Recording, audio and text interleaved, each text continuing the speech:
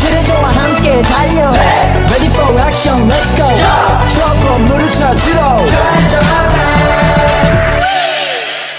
Hai Geolovers, pasti kamu sudah hafal kan 7 benua yang ada di dunia ini? Yap, salah satunya adalah benua Antartika. Kalau kamu masih nggak familiar dengan kata Antartika, kata kutub selatan pasti sangat familiar dong ya. Jadi Geolovers, sebutan benua Antartika ditujukan untuk kutub selatan loh.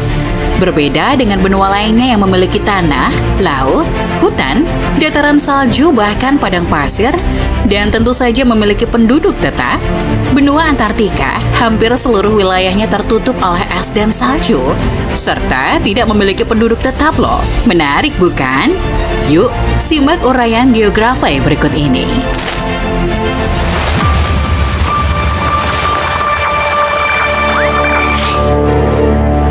Antartika bukan hanya benua paling selatan di dunia, tapi juga merupakan benua tertinggi, terkering, berangin, dan terdingin di dunia.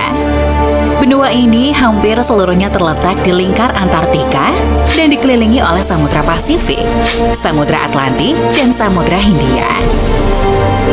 Berada di posisi kelima sebagai benua terbesar di dunia, sekitar 40% lebih besar dari Eropa, dan memiliki luas kurang lebih mencapai 14.200.000 km persegi.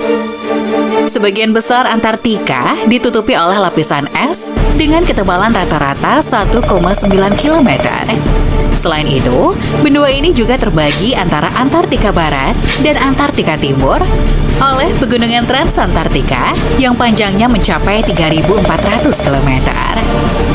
Antartika Barat terletak di selatan Amerika Selatan. Tanah di Antartika Barat lebih rendah daripada di bagian timur.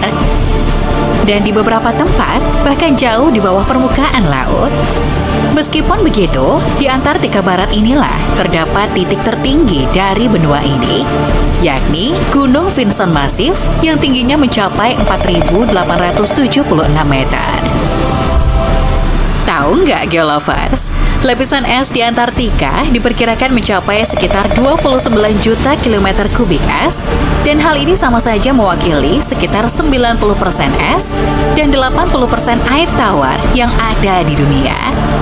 Garis pantainya hampir sepanjang 18.000 km. Di Antartika ada 4 jenis pesisir. 44% pesisirnya berupa es terapung dalam bentuk rak es. 38% terdiri dari dinding es yang bertumpu pada batu. 13% adalah aliran es atau tepi gletser. Dan 5% sisanya adalah batuan terbuka. Rak es yang mengapung di laut menutupi mayoritas Laut Ross dan Laut Weddell. Namun di sekitar pantai Antartika juga, bedding, gletser, dan lapisan es terus-menerus mencair dan melepaskan gunung es ke laut. Dikarenakan Antartika 98% wilayahnya tertutup oleh es, benua ini memiliki iklim yang sangat dingin dan kering. Suhu musim dingin di sepanjang pantai Antartika umumnya berkisar antara minus 10 derajat hingga minus 30 derajat Celcius. Selama musim panas, di daerah pesisir berkisar sekitar 0 derajat Celcius, tetapi dapat mencapai suhu setinggi 9 derajat Celcius.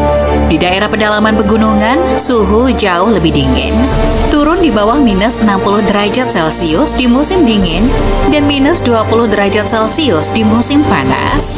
Suhu yang lebih rendah pernah diukur menggunakan data satelit yang diambil pada tahun 2010, yakni mencapai minus 93,2 derajat Celcius. Wilayah Antartika memiliki peran penting dalam proses iklim global. Benua ini memiliki peran yang lebih besar daripada kebanyakan benua dalam menjaga keseimbangan panas bumi. Lapisan es Antartika yang masih memantulkan sejumlah besar radiasi matahari dari permukaan bumi. Saat lapisan es global berkurang, kemampuan permukaan bumi untuk menyerap dan memantulkan panas juga berkurang. Hal ini memungkinkan lebih banyak radiasi matahari yang masuk diserap oleh permukaan bumi dan menyebabkan panas yang tidak seimbang terkait dengan pemanasan global. Selain itu, perairan yang mengelilingi Antartika adalah bagian penting dari sistem global tempat air bersirkulasi di seluruh dunia berdasarkan kepadatan dan arus.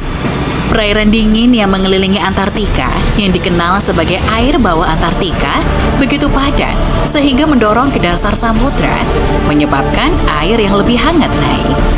Pergerakan inilah yang membantu memindahkan air ke seluruh planet.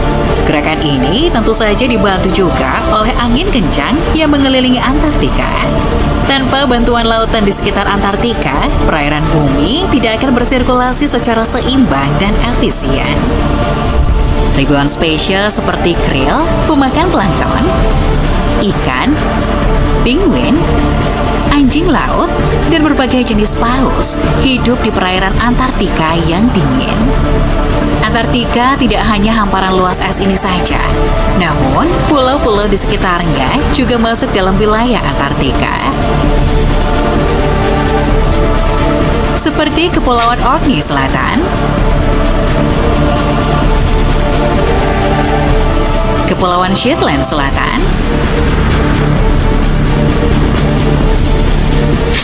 Georgia Selatan, dan Kepulauan Sandwich Selatan.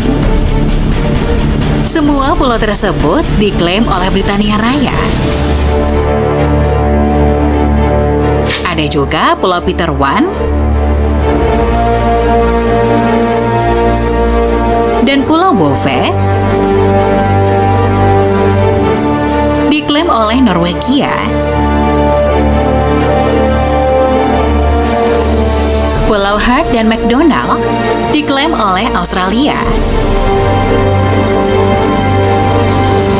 Yang terakhir, ada Pulau Scott dan Kepulauan Baleine yang diklaim oleh Selandia Baru. Kebanyakan orang mengira Antartika adalah tempat terdingin di bumi. Tapi, apakah kamu tahu kalau Antartika adalah gurun terbesar di dunia? Hei, bukan gurun pasir seperti ini ya. Suatu wilayah yang menerima curah hujan sangat sedikit diklasifikasikan sebagai gurun. Dikutip dari halaman NASA, tidak banyak hujan atau salju di Antartika. Curah hujannya hanya mencapai 8 inci di sepanjang pantai dan jauh lebih sedikit di pedalamannya. Saat turun salju pun, salju tidak mencair dan menumpuk selama bertahun-tahun, sehingga membentuk lapisan es yang besar dan tebal. Bisa dibayangkan ya betapa dinginnya Antartika. Sehingga tempat ini terlalu dingin bagi orang untuk tinggal di sana dalam waktu yang lama. Tidak heran jika Antartika tidak memiliki penduduk asli. Hanya ada turis dan para peneliti yang hanya sementara tinggal di sana. Sebelum para peneliti melakukan riset di Antartika seperti sekarang ini, berbagai organisasi seperti National Science Foundation, NASA, Universitas California, dan sumber-sumber lain mengkonfirmasi tentang ekspedisi Antartika Rusia pertama yang dipimpin oleh Fabian von Bellingshausen dan Mikhail Lazarev di atas sekoci perak Vostok seberat 985 ton dan kapal pendukung Mirny seberat 530 ton mencapai suatu titik dalam jarak 32 km dari daratan Ratu Maut dan mencatat penampakan sebuah paparan es pada 27 Januari 1820. Tahun-tahun berikutnya banyak penjelajah yang sampai ke hamparan es raksasa ini. Namun, mereka belum menyadari bahwa wilayah-wilayah tersebut adalah satu kesatuan dari benua Antartika.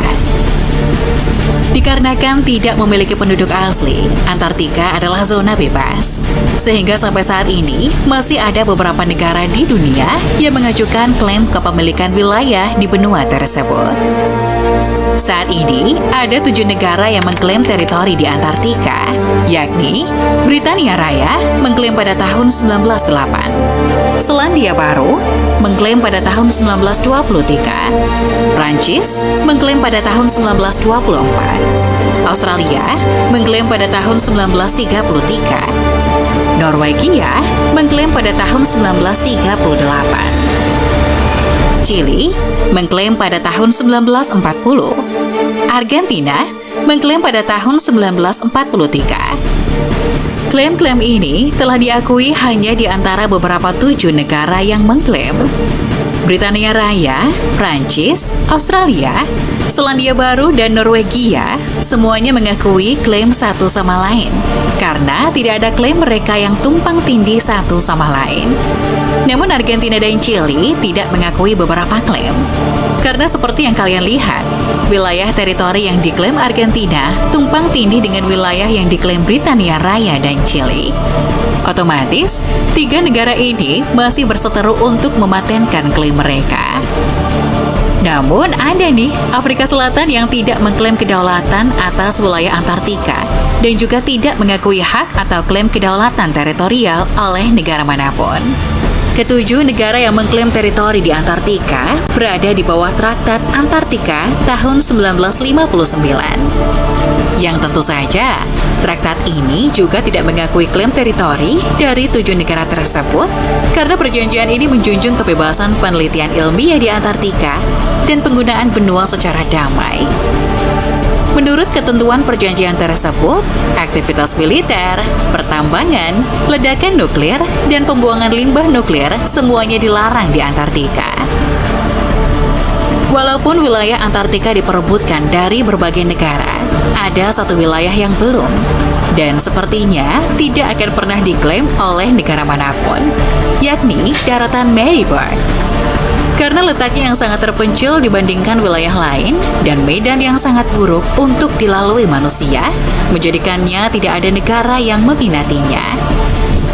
Antartika dihuni dari berbagai negara yang melakukan penelitian di sana. Bisa kamu lihat di peta ini persebaran stasiun penelitiannya.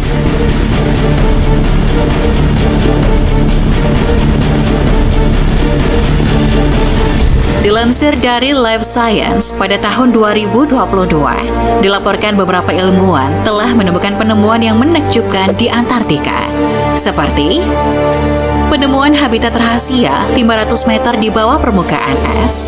Para peneliti menemukan ribuan krustasia kecil yang dikenal sebagai amfipoda. Robot bawah air yang mengintip di bawah Gletser Thwaites Antartika yang dijuluki Gletser Kiamat menemukan fakta bahwa gletser dengan cepat mengalami pencairan. Para peneliti memperingatkan bahwa pencarian cepat ini dapat dipicu lagi oleh pemanasan ekstrim yang didorong oleh perubahan iklim. Para peneliti menemukan sungai bawah tanah yang sangat besar mengalir di bawah 4 masa es terpisah dengan menggunakan radar penembus es yang dipasang di pesawat. Sungai ini lebih panjang dari Sungai Thames di Inggris dan mengalirkan es yang mencair dari wilayah seukuran gabungan Prancis dan Jerman ke Laut Weddell. Jika seluruh wilayah mencair akibat perubahan iklim, hal tersebut dapat menaikkan permukaan laut secara global hingga 4,3 meter yang dapat menimbulkan bencana. Para peneliti menemukan sebuah danau seukuran kota yang tersembunyi jauh di bawah lapisan es Antartika Timur. Danau yang tersembunyi yang diberi nama Danau Snow Eagle memiliki luas permukaan 370 km persegi dan terletak di ngarai sedalam 3,2 km di bawah es. Para ahli percaya di danau tersebut mengandung sedimen sungai berusia 34 juta tahun yang lebih tua dari lapisan es itu sendiri dan bisa menjelaskan seperti apa Antartika sebelum benua ini membeku. Selain penelitian, pariwisata dan memancing adalah aktivitas utama manusia di dan sekitar Antartika. Selama musim panas, sekitar 5.000 orang tinggal di stasiun penelitian. Angka ini turun menjadi sekitar 1.000 orang di musim dingin. Terlepas dari keterpencilannya, aktivitas manusia yang berada di Antartika juga memiliki dampak signifikan di benua ini melalui polusi, penipisan ozon, dan perubahan iklim. FYI, dilansir dari Kominfo, pada tahun 2002, seorang penulis sekaligus peneliti oseanografi mendapatkan kesempatan ikut serta dalam ekspedisi penelitian ke Antartika sebagai salah satu orang Indonesia pertama yang menginjakan kaki di benua beku Antartika, yakni Agus Supangat. Beliau merupakan alumni dari ITB. Agus Supanget dan rekan-rekan penelitinya berangkat ke Antartika untuk mencari tahu apa pelajaran yang bisa didapat dari arus air, es, dan fauna Antartika sehubungan dengan upaya menyelamatkan iklim dunia.